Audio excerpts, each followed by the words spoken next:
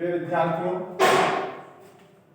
आज हम संस्कृत साहित्य के बीए पार्ट फर्स्ट में क्रातार्जुनीयम विषय को पढ़ेंगे। क्रातार्जुनीयम एक महाकाव्य है और इस महाकाव्य का प्रथम सर्ग हमारे सिलेबस में।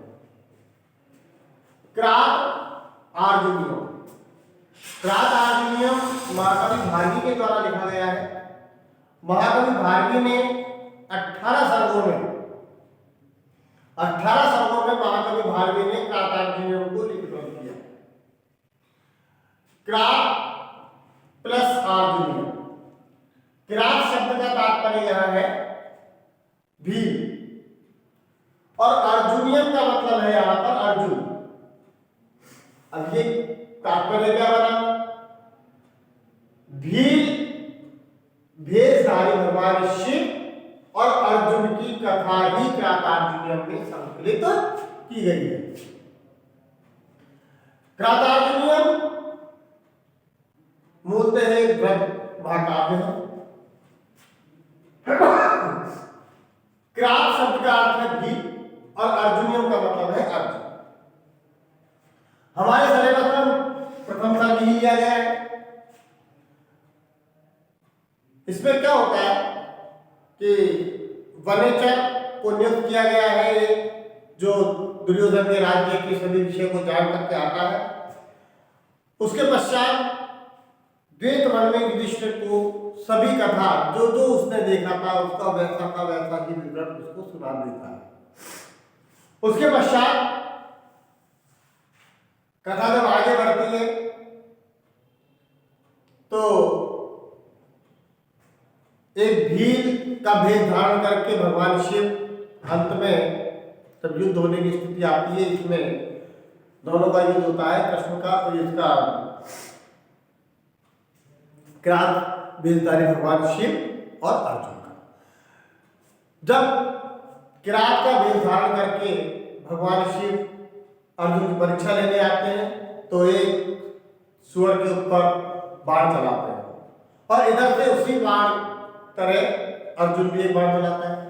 दोनों का बाण सेम उस सुअर पे लगता है। उस के ऊपर लगने के बाद में वो मर जाता है। अर्जुन कहता है कि इसको मैंने मारा है, भील कहता है मैंने मारा है। अर्जुन कहता है मुझसे बड़ा धनुर्धर तो कोई है ही, इसलिए मैंने ही इसको मारा है, आपको ले जाना है तो ले जाओ। भगवान शिव ने कह दिया कि नहीं, जो मैंने मारा है तभी लेके जा रहा हूँ इसको।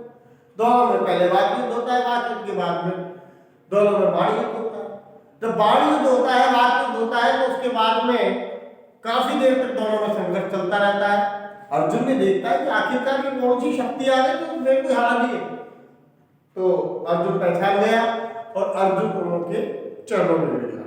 चरणों में आने बाद में भगवान शिव ने उसको पाशुपति अस्त्र दिया, जिसका महाभारत के युद्ध में उन्होंने प्रयोग किया था। अब बात करते हैं हम अपने मूल टॉपिक प्रथम सर्ग। प्रथम सर्ग में इन सब चीजों का कोई वृत्तांत नहीं है, कोई पाशुपति अस्त्र की बात नहीं हो रही है।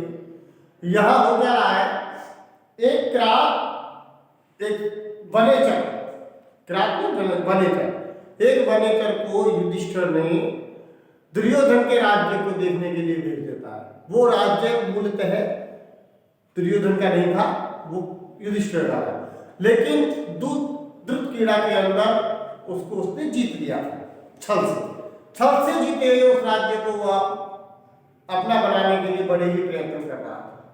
वहां पर जो गया वनेचर, उसने देखा कि किस किस प्रलोभन के द्वारा उस राज्य को वो अपना राज्य बनाना चाहता था, जिस राज्य को युधिष्ठिर ने बनाया। छल से जीत करके उसने अपना बना तो लिया, लेकिन वो उस युद्ध के बाद जो उस द्रुत क्रीड़ा के बाद में उस राज्य को प्राप्त किया था, उस राज्य को वो किसी भी प्रकार से अपना बनाना चाहता था। अब उसी के क्रम में सबसे पहला श्लोक है ये, श्रेय करुणाम अधिपश्य पारणिम प्रदासो प्रतिनियमंकितः वेदितुम सवर्णलिंगी विदितः समावेयो युधिष्ठिरं द्वैतवने वनेचरः। श्रेय करुणाम अधिपश्य पारणिम प्रदासो रतिम यमंकितुम वेदितुम सवर्णलिंगी विदितः समाययु युधिष्ठिरः द्वैतवने वनेचर। कुरुवंश की, कुरुवंश किसका वंश है? कुरुवंश है कौरवों का वंश। कौरवों के वंश की बात हो रही है कि कुरुवंश की राजलक्ष्मी, कुरुवंश की राजलक्ष्मी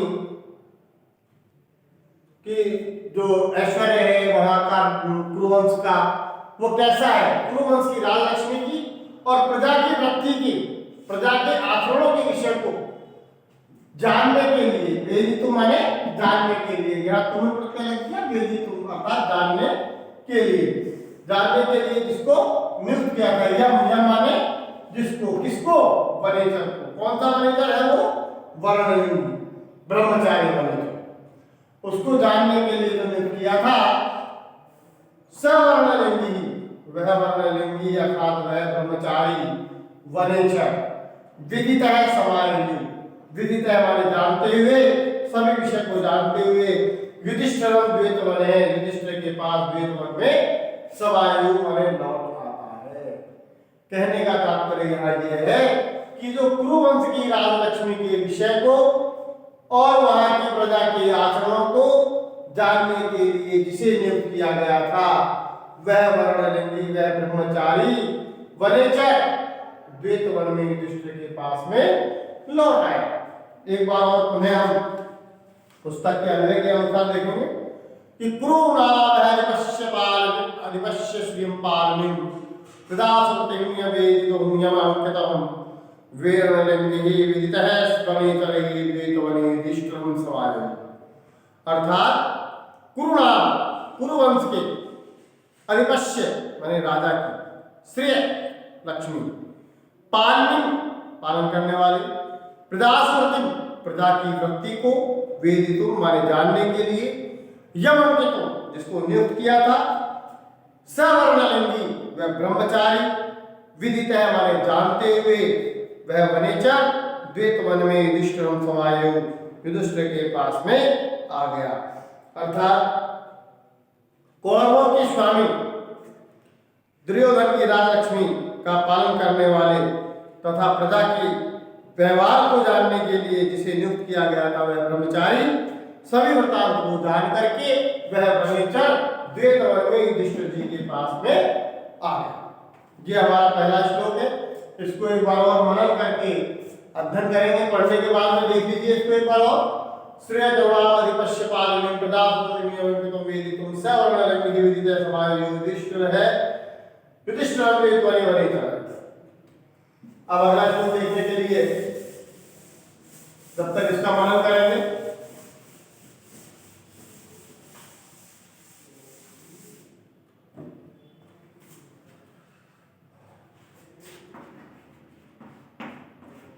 कृत प्रणामस्य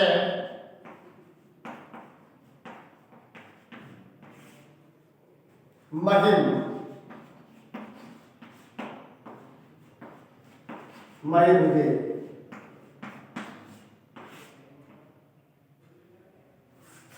जिता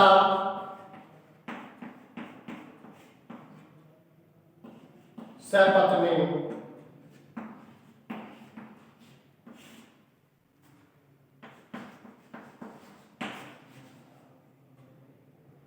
निवेदिष्यन्तः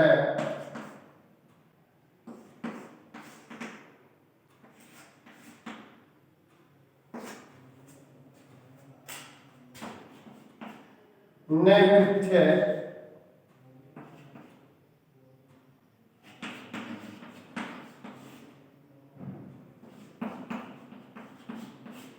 तस्य मनो नैमित्य प्रिय प्रवक्तुमिच्छन्ति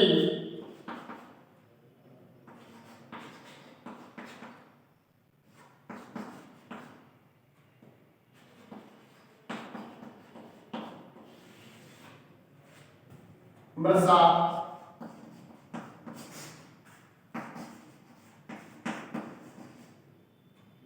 हितेशिनः। एक बार पुनः कृत प्रणामस्य महिम महिमुजे जितामस पत्निः निवेदिष्यन्तः न विवक्षते तस्य मनोः न हि प्रियं प्रवक्तुम् इक्ष्यन्ति मृषा हितैषिणी। वनेचर के दूध गुण जो होते हैं वो यहां बतलाए गए एक तरह से कि दूध के अंदर क्या गुण होने चाहिए। जो दूध था उस दूध में किन किन गुणों का समावेश होना चाहिए। कृत प्रणामस्य महिम महिभुजे जितामस पत्नी निवेदिष्यन्तः न विद्यते तस्य मनोः न हि प्रियं प्रवक्तुम् इच्छन्ति मृषा हितैषिणी। कृत प्रणामस्य, कृत माने किया गया, किया गया प्रणामस्य प्रणाम, महिम महिमुजे, कृत प्रणामस्य माने नमस्कार करने वाले, महिम महिम माने पृथ्वी को, पृथ्वी को द्वितीय विभक्ति में महिम माने पृथ्वी को, जिता माने जीतने वाले, महिमुजे माने राजा, महिमुजे माने राजा। किससे? जिताम किससे? सपत्नी, शत्रुओं से। सपत्नी माने शत्रुओं से जीती हुई पृथ्वी को राजा ने निवेदन करते हुए प्रणाम करके जब वो वहां आया, युधिष्ठिर जी के पास में आया, तो युधिष्ठिर के पास में आने के बाद में उसने शत्रुओं के द्वारा जीती गई पृथ्वी को महिमुजे उस राजा युधिष्ठिर ने निवेदन करते हुए न तस्य बनाया, उसका मन जरा भी व्यथित नहीं हुआ, जरा भी दुखी नहीं हुआ, तनिक भी उसे कोई दुख नहीं हुआ, क्योंकि न ही प्रियम, ये माने निश्चय, या ही शब्द जो लिया गया है वो निश्चय के लिए लिया गया है। न ही, इसको और अधिक शक्तिशाली बना दिया गया है, न ही प्रियम, न ही प्रियम, निश्चय ही नहीं प्रियम, प्रवक्तुम् इच्छन्ति, कहने की इच्छा रखने वाले। जो व्यक्ति अपने स्वामी के प्रिय की इच्छा रखने वाले हैं उनको मृषा हितैषिणी, हितकारी व्यक्ति को मृषा माने झूठी, झूठी बात को नहीं कहना चाहिए, झूठी और मीठी बातों स्वामी को नहीं कह सकते। अर्थात किया है जिसने प्रणाम, तो दुर्योधन से वशीकृत राज्य के बारे में कहने की इच्छा है जिसको, ऐसे उस वनेचर का चित्त तनिक भी दुखी नहीं हुआ। क्यों? क्योंकि उसने अपने स्वामी के कल्याण को चाहने वाले सेवक को कभी भी झूठ नहीं कहना चाहिए, न ही मीठी बातों से स्वामी को कहने की इच्छा रखनी चाहिए।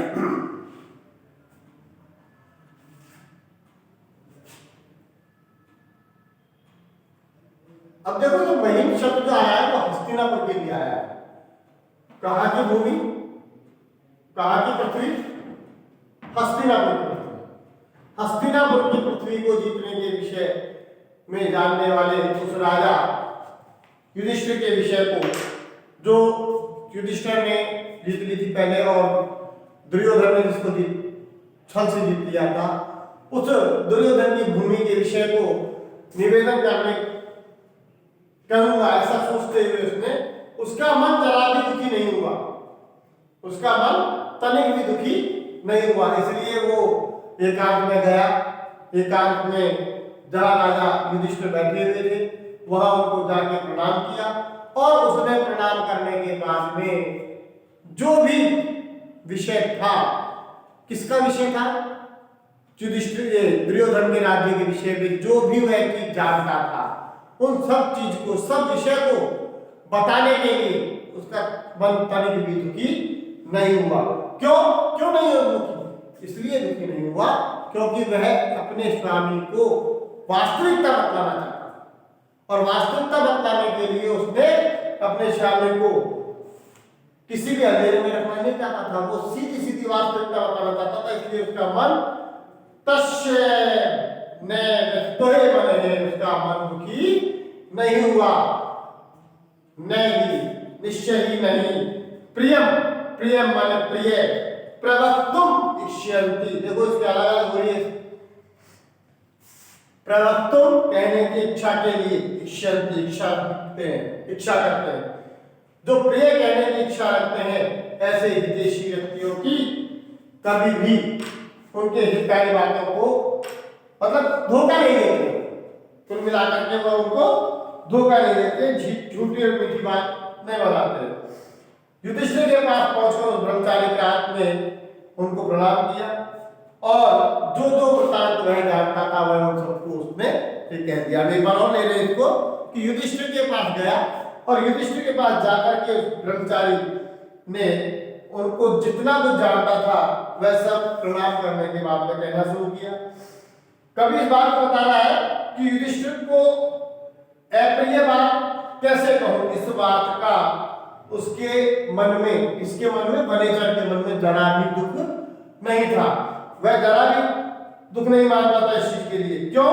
क्योंकि जो भी राज्य की नीति है, वो ये नीति ये कहती है कि गुप्तचर राजा की दूसरी आंख है, और राजा जिस विषय को नहीं देख सकता उस विषय को गुप्तचर के माध्यम से वह देख पाता है। तो सारे राज्य की नीति के विषय को उसने जानने के लिए इन सब विषय को उसने वहां जान लिया, और जानने के बाद में उसने बताते समय उसके मन में जरा भी ग्लानि, जरा भी दुख, जरा भी परेशानी महसूस नहीं होती है, क्योंकि गुप्तचर का नियम होता है कि जो उसने देखा है उसको ही उसे वास्तविक रूप में बताना चाहिए। अब एक छोटी सी बात यहाँ अगले श्लोक में बताई जा रही है।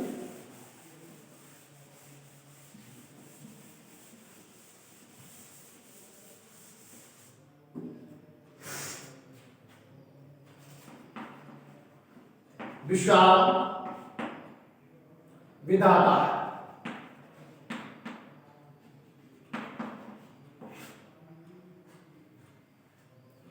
विधातुम इच्छन्ति, इच्छत है,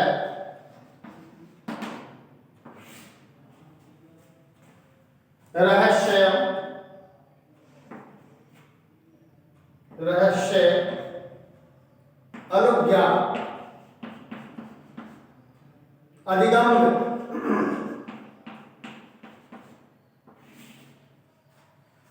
भूप्रद है,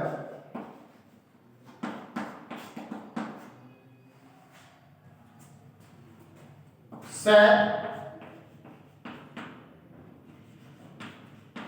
सौष्ठव, औदार्य,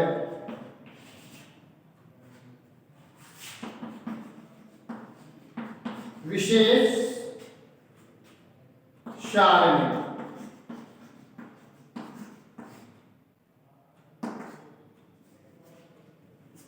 विनिष्ठार्थ,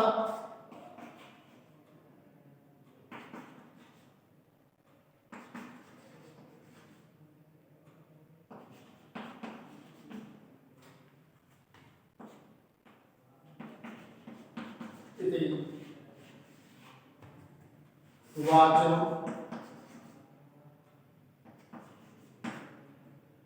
आदि।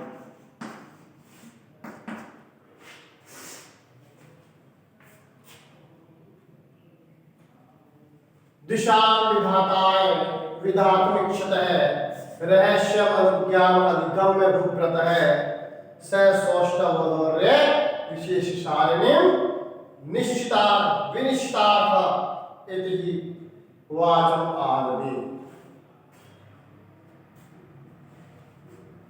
अपने प्रिय राजा को कठोर निष्ठुर उक्ति सुनना उचित नहीं है, सुनाना उचित नहीं है, ऐसी आशंका करने पर भी अपने स्वामी की आज्ञा कहना दोषपूर्ण नहीं है, ऐसा विचार करते हुए अगले श्लोक में बताया जा रहा है कि शत्रुओं के नाश करने के लिए उपाय की इच्छा रखने वाले युधिष्ठिर की गुप्त रीति से आज्ञा पाकर वनेचर ने वहां सब कुछ समझकर शब्द और अर्थ के गुणों से परिपूर्ण वाक्य युधिष्ठिर से बोले।